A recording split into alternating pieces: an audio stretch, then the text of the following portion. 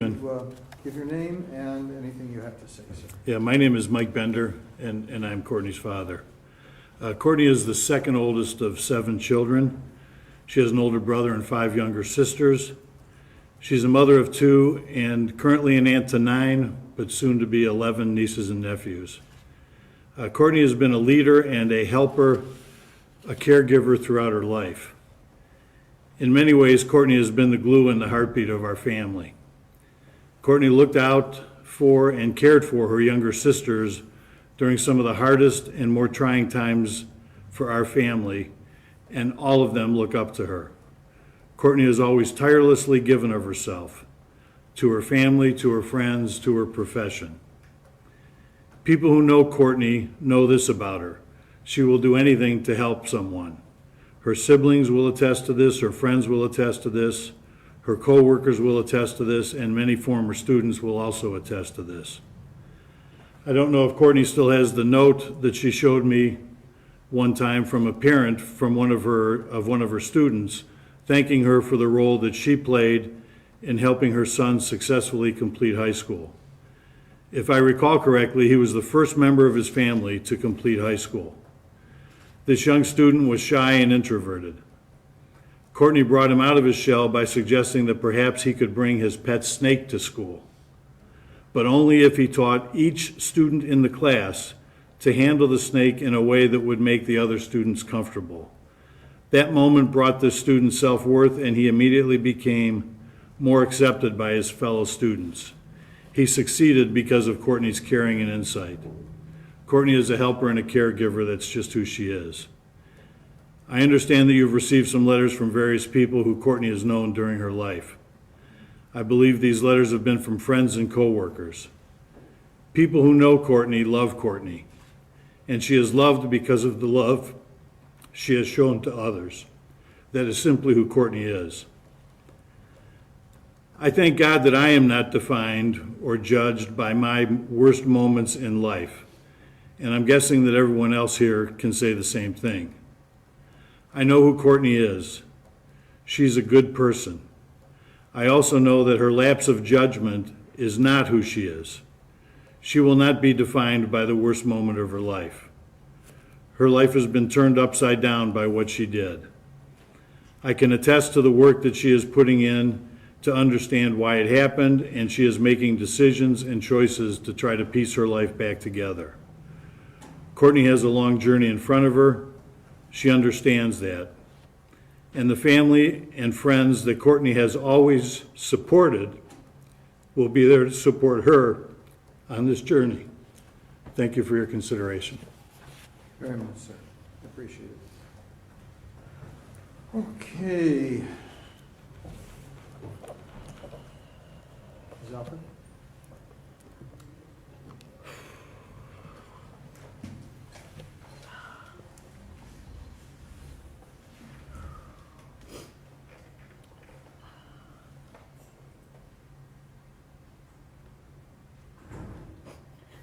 I would like to sincerely apologize to Marquise. My actions and my judgment were wrong and irresponsible. I am so sorry.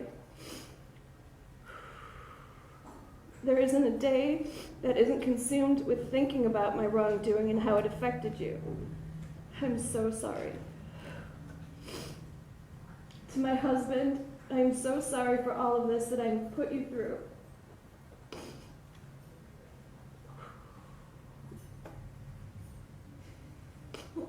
Our lives have been turned upside down, and I am sorry. My thoughts are consumed by my wrongdoing, and I will work every day in an attempt to correct this.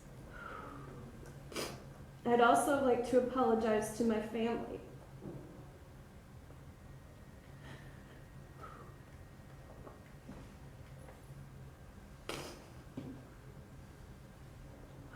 You expected more out of me. I expected more out of myself, and I am so sorry I didn't meet those expectations. I've been attending weekly counseling sessions, which have been helping me sort this all out. I've surrendered my teaching license.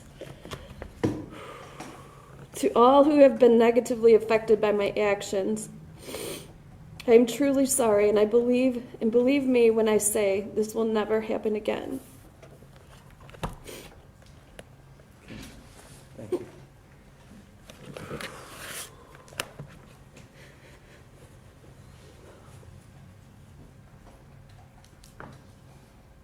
Just a moment.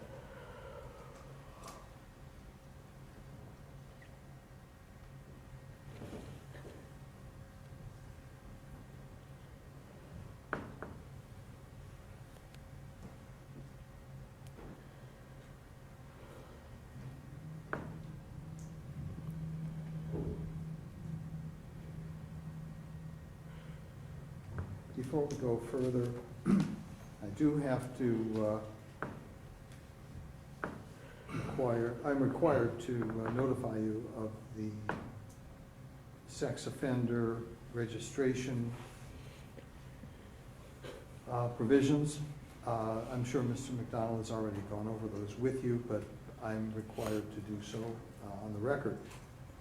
Since these are all Tier 3 sex offenses, these requirements will apply every 90 days for the rest of your life. You will be required to register in person with the sheriff of any county in which you establish residency within 3 days of coming into that county. You also will be required to register in person with the sheriff of the county in which you establish a place of education or employment immediately upon coming into that county. If you establish a place of education or employment in another state, but maintain a residence here, you also will be required to register in person with the sheriff or appropriate official in that other state immediately upon coming into that state. After the date of initial registration, you will be required to periodically verify your residence address, place of employment, and/or place of education at the county sheriff's office no earlier than 10 days prior to your verification date. If you change residence address, place of employment, and/or place of education, you shall provide written notice in person of that change to the sheriff with whom you most recently registered, and to the sheriff in the county in which you intend to reside or establish a place of employment and/or place of education, at least 20 days prior to any change and no later than 3 days after the change of employment. You shall provide written notice in person within 3 days of any change in vehicle information, email addresses, internet identifiers, or telephone numbers registered to or used by you to the sheriff with whom you most recently have registered. As I note, these requirements will apply every 90 days for the remainder of your life. It's my understanding that you presently reside in Summit County, That's correct. and is that your expected residence address? Okay. Mr. McDonald, number 9, ask her to sign an acknowledgement of having heard that. And then we'll get a copy of that to your client. Thank you. Thank you.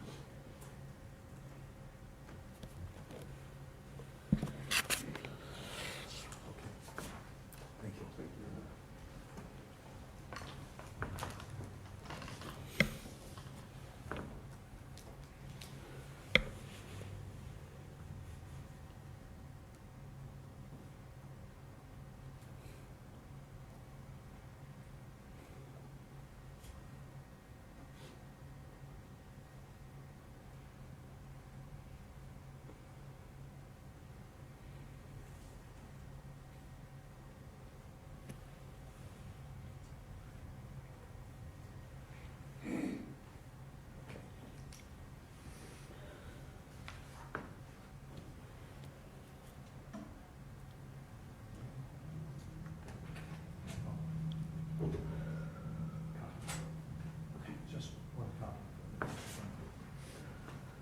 Okay. Obviously, these are always difficult decisions to make,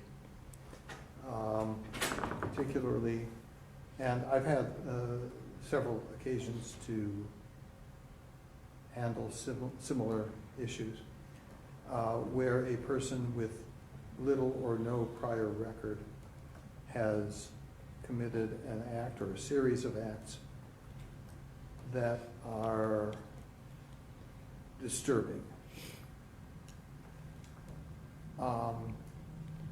We all have seen examples of, more recently, of people in positions of authority, including the highest positions in government, in politics, in business, who have been brought down by sexual activities, including the Attorney General of New York, the President of the United States, Harvey Weinstein, go down the list, senators. And I believe your father indicated that he would hate to be known and judged by the worst of his days. The law says that in keeping with the purposes of felony sentencing, to achieve those purposes, the sentencing court shall consider the need for incapacitating the offender, deterring the offender and others from future crime, rehabilitating the offender, and making restitution to the victim of the offense, the public, or both.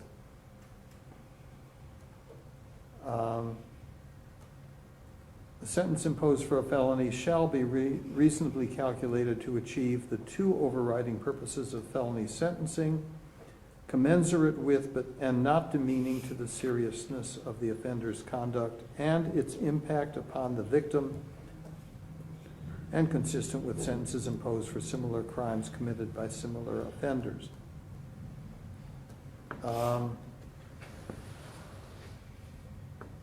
We have heard about the nature of this series of offenses.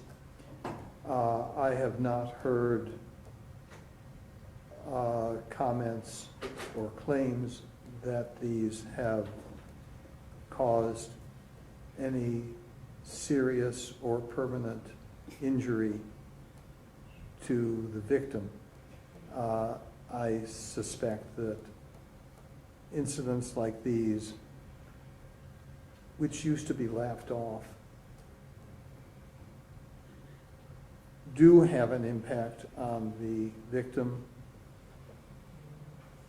but I'm not certain that it would be appropriate at this point, given your lack of any significant history, to order you into prison at this time. Accordingly,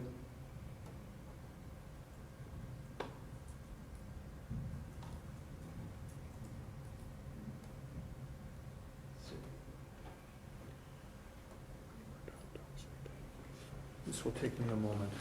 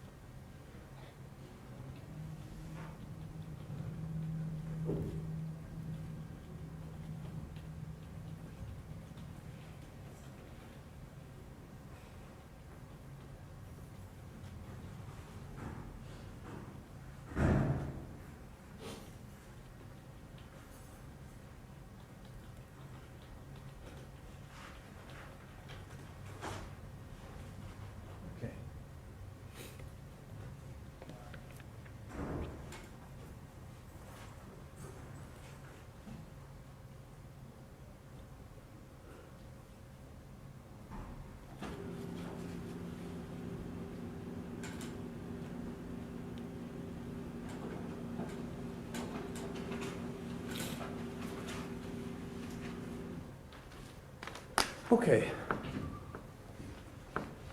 What I'm going to do is order you to be sentenced to 2 years of community control sanctions, which is the requirement for the sex offender program. You will be supervised by the probation department sex offender unit. Abide by all rules and regulations of the probation department's report as directed by a probation officer. Submit to any sex offender assessment, which may include a polygraph examination. Successfully complete sex offender counseling as indicated by the sex offender assessment. Subject to polygraph examinations as recommended by the treatment team. Follow all additional recommendations of the treatment team. Attend any additional programming that may be indicated in the case plan they will prepare. Pay your court costs. That includes a monthly supervision fee of $20. There may be random drug testing, and these conditions and terms of probation